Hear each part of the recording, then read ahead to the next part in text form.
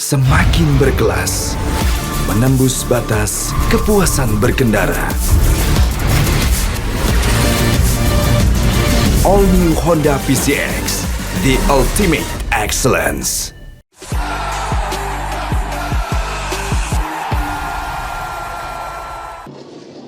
Ya, halo pemirsa dimanapun Anda berada, inilah dia pertandingan antara PSM Makassar menghadapi Persik Kediri.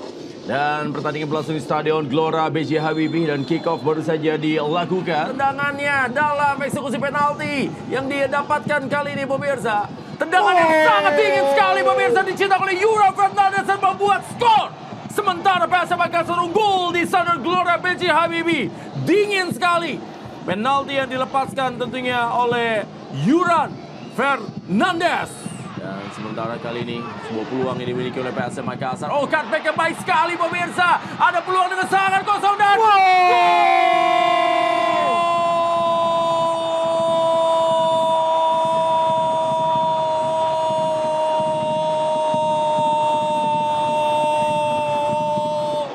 Syahridin berhasil memanfaatkan kelengahan dari lini pertahanan Persik Kediri dan juga membuat Stadion Gelora B.J. Habibie menyambut gol 2-0. Sementara ini PSM Makassar unggul dan Syahridin melakukan sebuah selebrasi dengan mengucap syukur dengan sebuah ajang-ajang oleh Ernesto. Gol! Dingin sekali Anda lihat pemirsa, penalti yang dilepaskan oleh Ernesto Gomez menjadi gol ketiga sepanjang musim ini dari 10 kali penampilannya bersama dengan Persik Kediri. Iya, akhirnya kita lihat Macan Putih mampu memperkecil ketertinggalannya melalui Ernesto.